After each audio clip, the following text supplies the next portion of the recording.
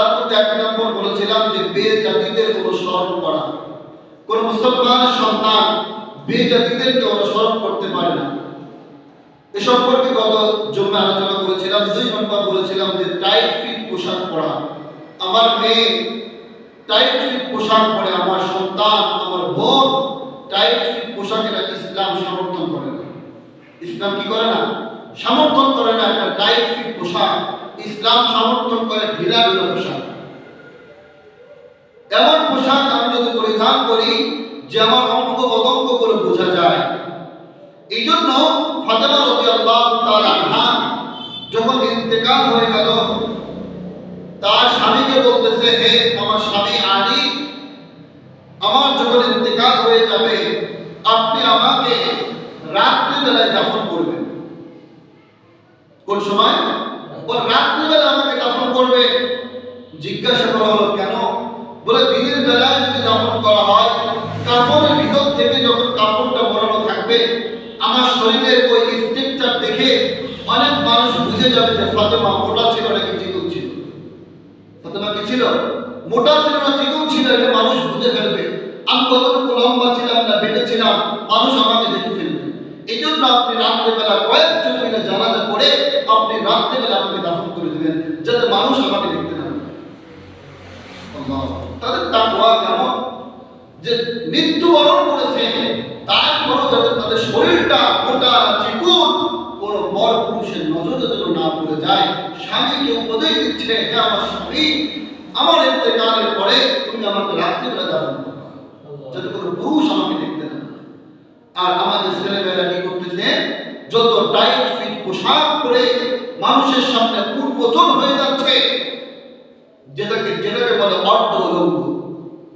আল্লাহ রাসূল সাল্লাল্লাহু আলাইহি ওয়াসাল্লাম এই সম্পর্কে, তাদের সম্পর্কে হাদিসের মধ্যে 2128 নম্বর হাদিসের মধ্যে আল্লাহ রাসূল সাল্লাল্লাহু আলাইহি ওয়াসাল্লাম তাদেরকে অভিশাপ দিয়েছেন। তারা কখনো জান্নাতে প্রবেশ করতে পারবে না। এরা দায়ুস মহিলা। এরা কি মহিলা? এরা দায়ুস মহিলা। এরা জান্নাতের ঘেরানো কখনো পাবে না। যা 1 আর 2 গত জুম্মায় আলোচনা করেছি। আজকে আমরা 3 নম্বর থেকে আলোচনা করব। 3 নম্বর হলো যে সমস্ত ছেলে মেয়েরা শরীরে ট্যাটু আঁকায়। ট্যাটু বলছেন তো, বিভিন্ন রকম ছবি। এটা বিদেশিদের কালচার ছিল, এখন আমাদের বাংলাদেশের মধ্যে ঢুকে গেছে। যে বিভিন্ন শরীরে ট্যাটু আঁকানো, বিভিন্ন ছবি আঁকা, বিভিন্ন ভাবে এই ছবি আঁকানোগুলো আল্লাহ রাসূল সাল্লাল্লাহু আলাইহি ওয়াসাল্লাম হারাম করেছেন। কি করেছেন? হারাম করেছেন।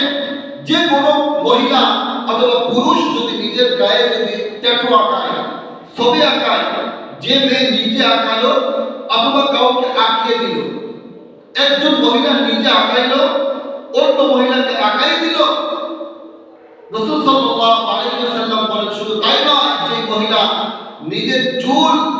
নিজের চুল সৌন্দর্য করার জন্য আরেকটু ভাবে বিভিন্ন চুল লাগাইয়া লম্বা করার জন্য, বলে চুল অন্য মহিলার চুল লাগাইলো, নিজের চুলের মধ্যে লম্বা করার জন্য অন্য মহিলার চুল লাগাইলো, অথবা অন্য কাউকে অন্য মহিলাকে লাগাই দিল, রাসূল সাল্লাল্লাহু আলাইহি ওয়াসাল্লাম বলেন তার প্রতি আমার অভিশাপ।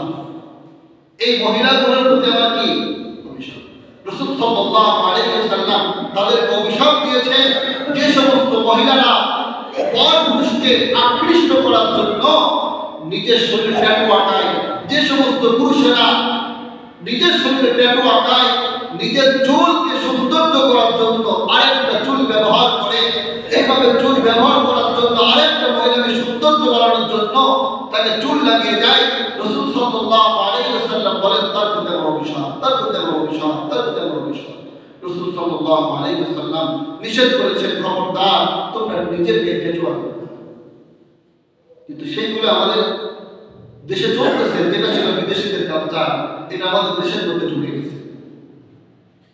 4 নম্বর, আতঙ্কবাজি করা। এই দিনকে কেন্দ্র করে যত রকম আতঙ্কবাজি, বোমাবাজি, যত রকম খেল তামাশা করা যায়, এই রাতকে কেন্দ্র করে করা হয়। রাসূল সাল্লাল্লাহু আলাইহি ওয়াসাল্লাম বলেন, মান সালিমাল মুসলিমুনা মিন লিসানিহি ওয়া ইয়াদিহি। আল মুসলিমু মান সালিমাল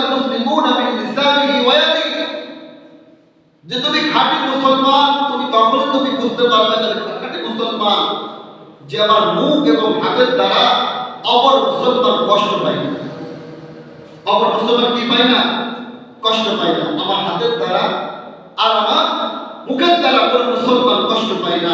আমি যে আতঙ্কবাজি করলাম, আমি যে রাত্রে ডিজে গান বাজাইলাম, পাশের বাড়িতে বাচ্চা কাচ্চা আছে, এই বাচ্চাগুলো কষ্ট পায়।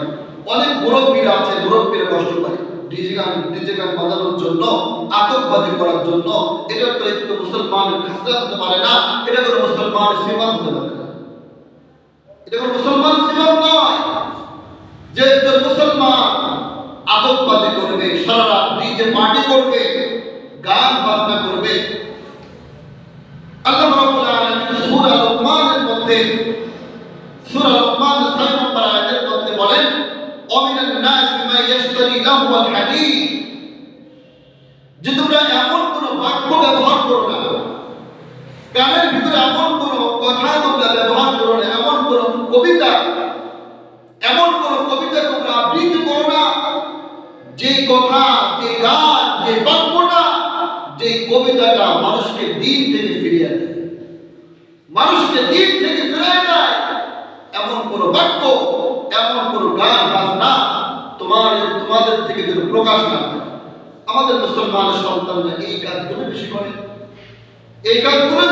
গান বাজনা করার দরুন আল্লাহ তাআলা বেজার হয়, ফেরেশতারা বেজার হয়, দুনিয়ার সমস্ত মাখলুক বেজার হয়। আল্লাহ তাআলা ওই ব্যক্তির উপর লানত করে, ফেরেশতারা তার উপর লানত করে, সমস্ত মাখলুক তার উপর লানত করে।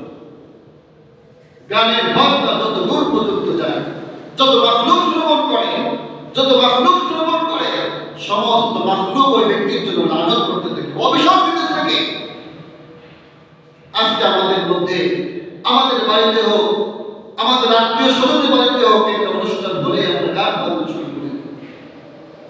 এটা আমরা কখনো বুঝি না যে আমি দুনিয়ার মধ্যে আমার সন্তানের শখ পূরণ করার জন্য, আমার মেয়ের শখ পূরণ করার জন্য আজকে আমি বক্স নিয়ে আসলাম, গান বাজনা করলাম। কিন্তু আমার মাওলা কি দিয়েছিল, আমার আল্লাহ কি দিয়েছিল? আমার আল্লাহ তো এটা চাই নাই, আমার মালিক তো এটা চাই নাই, আমার মালিক তো গান বাজনা শুনতে চাই নাই। আপনার সন্তানকে খুশি করার জন্য, আপনার মেয়েকে খুশি করার জন্য মাওলা তো ভেজা হয়ে, আমার মাওলা তো ভেজা হয়ে যায় গান বাজনা করার জন্য। কিয়ামতের দিন আল্লাহ তাআলা প্রত্যেকটা অঙ্গ প্রত্যঙ্গের দ্বারা কথা বলবেন, প্রত্যেকটা অঙ্গ প্রত্যঙ্গ আল্লাহর কাজ করা দ্বারা কথা বলবে। তখন আমি কোথায় যাব? তখন আমার কি অবস্থা হবে? দুনিয়ার খেল তামাশায় তো শেষ না। আমি মনে করতেছি দুনিয়ার খেল তামাশায় শেষ। কবে আমাদের বুঝে আসবে? আমাদের সন্তানের কিভাবে বুঝে আসবে যে খেল তামাশার দিন এটা না, একদিন আমার হায়াতের জিন্দেগি শেষ হয়ে যাবে। ওই কবরে হাজার হাজার বছর আমাকে থাকতে হবে। কি অবস্থায় থাকবো? দুনিয়ার হায়াতের জিন্দেগি আল্লাহ তাআলা প্রশ্ন করবেন, আন উমরিহি ফীমা আফনাহু, আমি তোমার হায়াতের জিন্দেগি দিয়েছিলাম, তুমি কি কোন কাজে তুমি লাগাইছো? আমাকে জবাব দাও। আন শাবাবিহি ফীমা আবলাহু,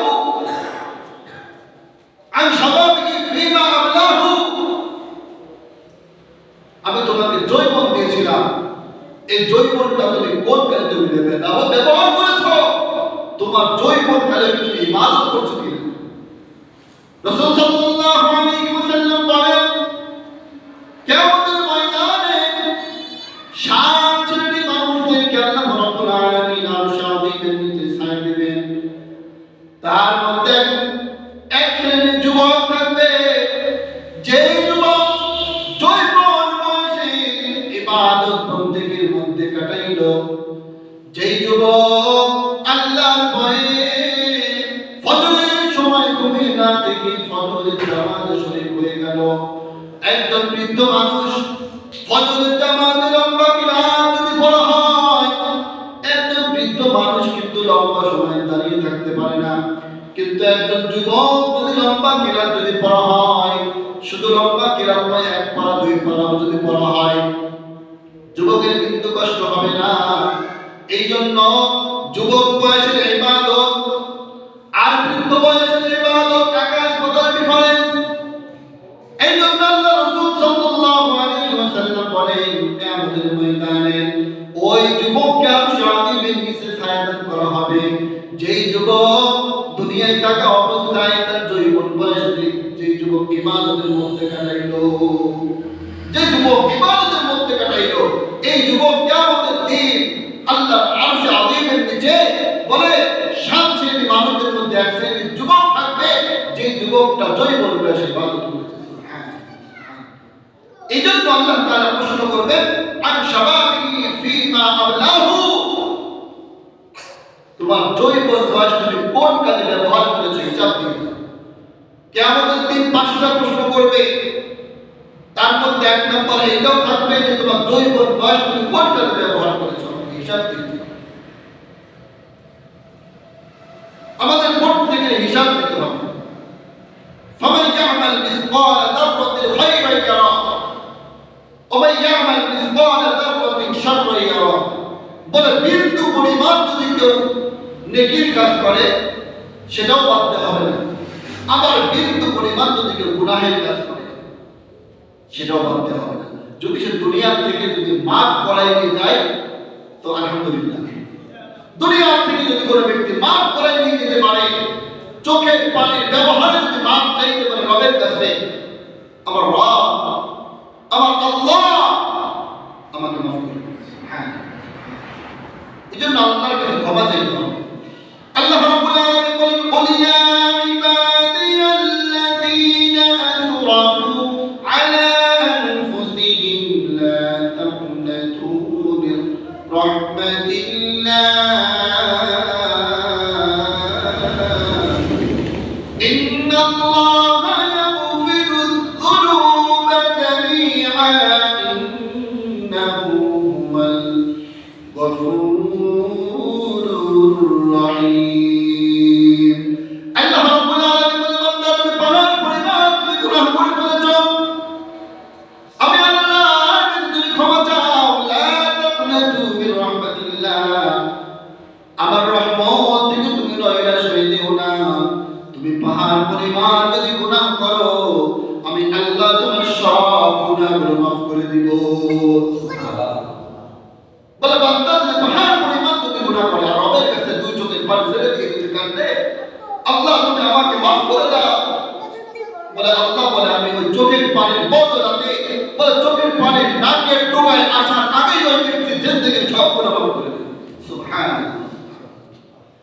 তাহলে যৌবন বয়সের ইবাদত, যৌবন বয়সের ইবাদত হচ্ছে কিয়ামতের দিন যে 7 শ্রেণীর লোকের মধ্যে একটা শ্রেণী থাকবে যে যুবক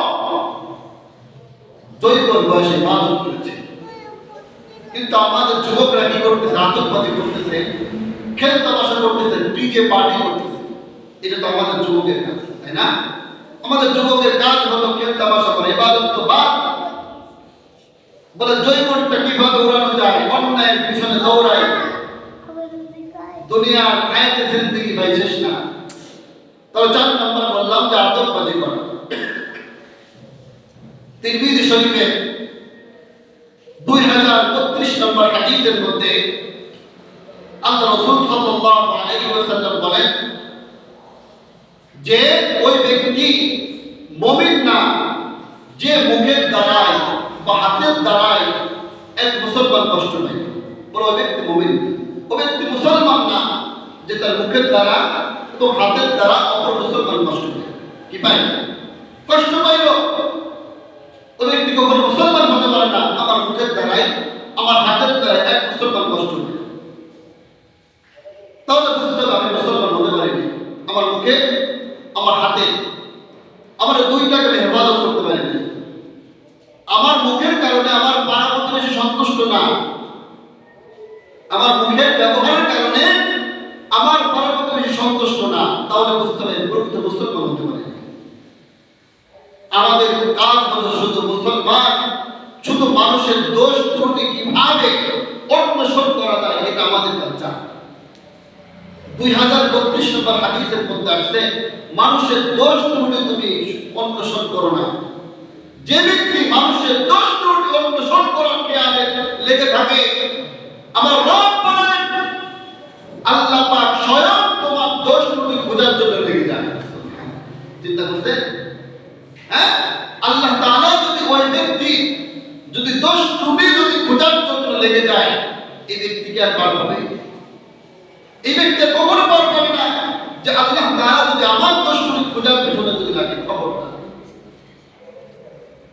সূরা আহজাবের 58 নম্বরে আল্লাহ রাব্বুল আলামিন বলেন ওয়াল্লাযীনা ইউযুনাল মুমিনিনা ওয়াল মুমিনাতি বিগাইরি মা ইহতাসাবু ফাকাদ ইহতামালু বুহতানান ওয়া ইযমান মুবিনা।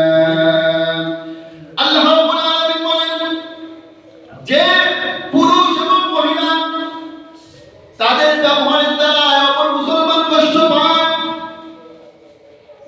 সেটা পুরুষ হোক অথবা মহিলা হোক, তাদের ব্যবহারের কারণে যদি পাড়া প্রতিবেশী যদি কষ্ট পায়, পীড়া পায় বা কষ্ট পায়, তাহলে বুঝতে হবে ওই ব্যক্তি প্রকৃত মুমিন হতে পারে না। বিগাইরি মা ইহতাসাবু ফাকাদ ইহতামালু বুহতানান ওয়া ইসমান আযীমা। আল্লাহ রাব্বুল আলামিন বলেন তাদেরকে লজ্জাজনক আযাব দেওয়া হবে, লজ্জাজনক। যাদের হাতের দ্বারা এবং মুখের দ্বারা কোন মুসলমানদের আপদ নয়। আমার রাসূল সাল্লাল্লাহু আলাইহি ওয়াসাল্লাম বলেন আল মুসলিমু মান সালিমাল মুসলিমুনা বিল লিসানিহি ওয়া ইয়াদিহি। খবরদার মুসলমান, তোমার হাতের দ্বারা আর মুখের দ্বারা যেন কোনো মুসলমান যেন কষ্ট না পায়। যদি কষ্ট পায় তাহলে বুঝবে আমার তো মুমিন হতে পারবে না। একটু খেয়াল করে দেখেন যে আমার হাতের দ্বারা বা আমার মুখের দ্বারা কোনো মুসলমান কষ্ট পায় কিনা, তাহলে বোঝা যাবে আপনার তো মুসলমান হইতে পারে। আমার পাড়া প্রতিবেশী আমার মুখের দ্বারাই তারা কি সন্তুষ্ট কিনা, আমার ব্যবহারের কারণে আমার পাড়া প্রতিবেশী সন্তুষ্ট কিনা, এটা নিজেকে প্রশ্ন করা। এটা হচ্ছে 4 নম্বর। 5 নম্বর, গান বাজনা হারাম। গান বাজনা হারাম, গান বাজনা হারাম। সূরা লোকমান 6 নম্বর আয়াতের মধ্যে আল্লাহ রাব্বুল আলামিন বলেছেন ওয়ামিনান নাসি মা ইয়াশতারি লাহওয়াল হাদীস। লাহওয়াল হাদীসের তাফসীরের মধ্যে আছে এমন কোন বাক্য, এমন কোন কথা, এমন কোন শব্দ তোমরা ব্যবহার করো না যে দিন থেকে বিমুখ হয়ে যায়।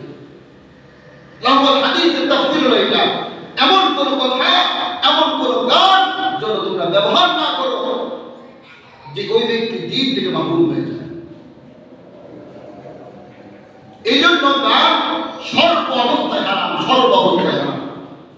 গান বাজনা যে ব্যক্তি বাজায় যত দূর পর্যন্ত যায়, মাখলুক তার জন্য লানত করতে থাকে, মাখলুক সমস্ত মাখলুক তার জন্য লানত করতে থাকে, ফেরেশতারা তার জন্য লানত করতে থাকে, স্বয়ং আল্লাহ তাআলা তার জন্য লানত করতে থাকে। খবরদার যুবক ভাইরা, আমার মুরব্বী বাবারা, বাড়িতে অনুষ্ঠান হওয়ার সঙ্গে সঙ্গে আমরা ডিজে পার্টি করি, আমরা গান বাজনা করি। কার খুশির জন্য? ছেলের খুশির জন্য, মেয়ের খুশির জন্য করতেছি। একটু মনে করে খেয়াল করি না আমার রব কি আমার প্রতি সন্তুষ্ট কিনা? আমার ছেলে তো সন্তুষ্ট, আমার মেয়ে তো সন্তুষ্ট, আমার রব কি আমার প্রতি সন্তুষ্ট কিনা? একটু খেয়াল করবেন। খবরদার গান বাজনা শোনা যাবে না। গান বাজনা শোনা যাবে না ভাই। এটা মুসলমানের কালচার হতে পারে না, এটা মুসলমানের সিফাত হতে পারে না। 6 নম্বর আরেকটা বিষয় হলো আব্দুল্লাহ ইবনে ওমর রাদিয়াল্লাহু তাআলা যখন গান বাজনা যখন শুনতেন, কানের ভিতরে হাত দিতেন, 2টা আঙ্গুল দিয়ে কানের ভিতরে আঙ্গুল দিতেন।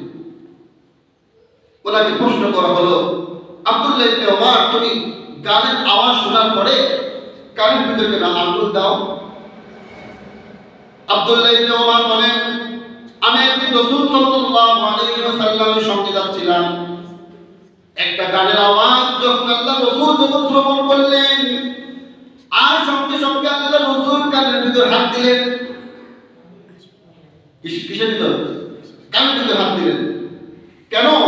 বলে কিয়ামতের দিন তো সর্ব অঙ্গ প্রত্যঙ্গ রবের সাথে কথা বলবে।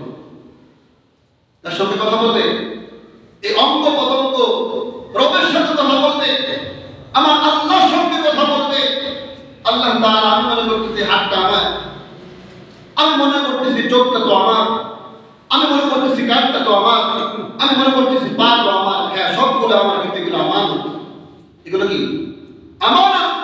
আল্লাহ তাআলা আমাকে আমানত স্বরূপ দিয়েছেন, আমি এটা কোন কাজে ব্যবহার করি, এটা আমানত স্বরূপ আমাকে দিয়েছে। কিয়ামতের দিন এই সর্ব অঙ্গ প্রত্যঙ্গের জবানগুলো দেওয়া হবে, আল্লাহর সামনে মানুষের মতো কথা বলবে।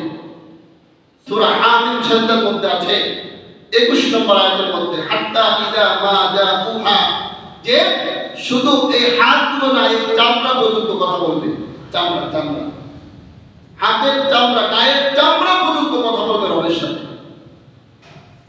বুঝতে পারছেন? কথা বলার জন্য মুখের প্রয়োজন হয় না, কথা বলার জন্য মুখের প্রয়োজন হয়। হাতের কি মুখ আছে? চোখের কি মুখ আছে? পায়ের কি মুখ আছে? বলে আল্লাহ তাআলা মুখ ছাড়াই এই অঙ্গ প্রত্যঙ্গের ভিতর থেকে মানুষের মতো কথা বলার শক্তি, বাক শক্তি আল্লাহ তাআলা। খবরদার আমরা গান বাজনা করবো না ভাই, অনুষ্ঠানের মধ্যে গান বাজনা করবো না, ডিজে গান যারা বাজে তাদেরকে বাধা প্রদান করবো, এরকম একটা আন্দোলন করা যায় না। আমাদের এলাকার মধ্যে কোনো গান বাজনা হবে না, কোনো অনুষ্ঠান হোক আর যাই হোক না কেন, কোনো গান বাজনা করা যাবে না। এরকম অনেক গ্রাম আছে যে গ্রামের মধ্যে গান বাজনা হয়। আমি অনেক গ্রাম দেখছি, যত অনুষ্ঠান হোক না কেন, বিয়ে হোক, মুসলমান হোক, যাই হোক, কোনো গান বাজনা হবে। সেগুলো আন্দোলন করা যায় না। সরকার আমাদের গ্রামের মধ্যে এই অন্যায় কাজগুলো হতে দিব না, এই অন্যায় কাজগুলো হতে দিব না। যদি আমরা যদি সবাই সচেতন হই, ইনশাআল্লাহ এই আন্দোলন করা সম্ভব। অন্যথায় এই কাজগুলো বন্ধ করা যাবে না, কখনোই গান বাজনা বন্ধ করা যাবে না। 10-এর কাটে 1-এর বোঝা যদি হয়, তাহলে এই গানগুলো বন্ধ করা যাবে ইনশাআল্লাহ। 6 নম্বরে মদ। এই দিনের মধ্যে মানুষ মদ এইভাবে পান করে, যত অন্যায় এই ফার্স্ট নাইটের মধ্যে করে, প্রকাশ্যে মদ পান করে। অথচ আল্লাহ তাআলা সূরা মাইদা 90-91 নম্বর আয়াতের মধ্যে আল্লাহ তাআলা মদকে হারাম করেছেন।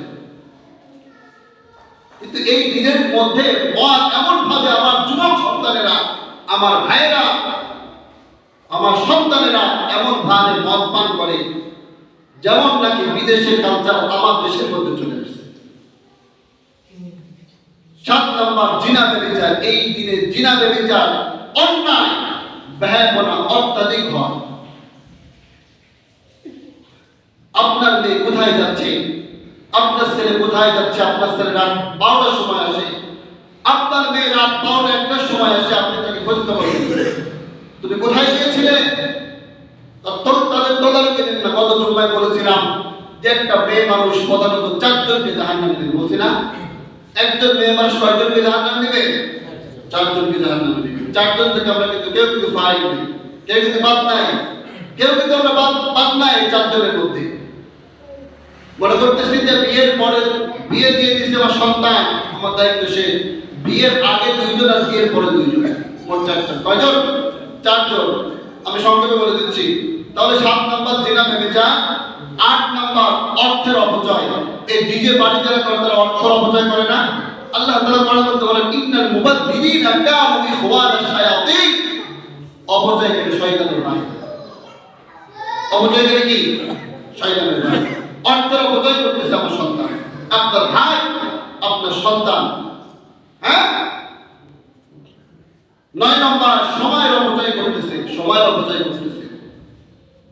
সময়ের প্রতি তাদের কোনো গুরুত্ব নাই, সময়ের প্রতি তাদের গুরুত্ব নেই। কিন্তু আল্লাহ তাআলা তো প্রশ্ন করবে, আর উমরিহি ফীমা আফনাহু, তোমার হায়াতের জিন্দেগি তুমি কোন কাজে লাগাইছো? তোমাকে জবাব দাও। 5টা প্রশ্ন কিয়ামতের দিন করবে। তার মধ্যে 1 নম্বর প্রশ্ন, আর উমরিহি ফীমা আফনাহু, তোমার হায়াতের জিন্দেগি দিয়েছিলাম 50-60 বছর, কি করেছো হিসাব দিয়ে দাও। 2 নম্বর প্রশ্ন করবে, ওয়ান শাবাবিহি ফীমা আবলাহু, তোমার জৈব বয়স তুমি কোন কাজে ব্যবহার করছো? ডিজে বাটি করছো? হ্যাঁ, জৈব বয়সে ডিজে বাটি করছো না কি করছো? হিসাব দিয়ে দাও। প্রত্যেকটা মানুষকে প্রশ্ন করবে। এটা আমার কথা না, রাসূল সাল্লাল্লাহু আলাইহি ওয়াসাল্লাম হাদিসে কথা বলছেন। আমি শাবাবিকি ফীমা আবলাহু, তোমার জৈব বয়স তুমি কোন কাজে ব্যবহার করছো? যুবক ভাই, আমরা এই যুবক বয়সে ইবাদতের মধ্যে কাটাচ্ছি না, ডিজে পার্টি করতেছি, আমার সন্তানকে আমি বাধা দিচ্ছি না, তাহলে বুঝতে হবে আমার মনের মধ্যে আনন্দ লাগতেছে। আমার সন্তান গান বাজাচ্ছে, আমার সন্তান আমার মেয়ে ডান্স করতেছে, আমার কাছে খুব মজা লাগতেছে। গ্রামের মধ্যে গান বাজনা হয়, আমরা সমান তালে আমরা অংশগ্রহণ করি, কেউ বাধা দিই না, বলে সবাই সবাই এই দোষী, সবাই দোষী। আমরা কেন বাধা দিলাম না? আমরা কেন বাধা দিলাম না? অন্যায় কাজ থেকে আমরা তো বাধা দিই না, কিন্তু আল্লাহ তাআলা বলেন তা'মুরুনা বিল মা'রুফ ওয়া তানহাউনা আনিল মুনকার, সৎ কাজের আদেশ করবা, অসৎ কাজ থেকে মানুষকে নিষেধ করবা। খবরদার যুবকরা, আমরা ডিজে পার্টি করবো না। 10 নম্বর শিরিক হয়, এই দিনের মধ্যে মানুষ অত্যাধিক শিরিক করে। সংক্ষেপে বললাম, বিস্তারিত করতে অনেক বিষয়, অনেক আলোচনা, লম্বা আলোচনা। খবরদার ভাই, এই কাজগুলো আমরা করবো না ভাই, এই কাজগুলো আমরা করবো না। ডিজে পার্টি করবো না, গান বাজনা করবো না। সমস্ত মাখলুক আপনার জন্য বদদোয়া করে, সমস্ত মাখলুক আপনার জন্য বদদোয়া করে। যে কথাগুলো বললাম, আল্লাহ তাআলা আমাদের কবুল করার তৌফিক দান করুন। আমিন। আখির দাওয়ানা আলহামদুলিল্লাহি রাব্বিল আলামিন।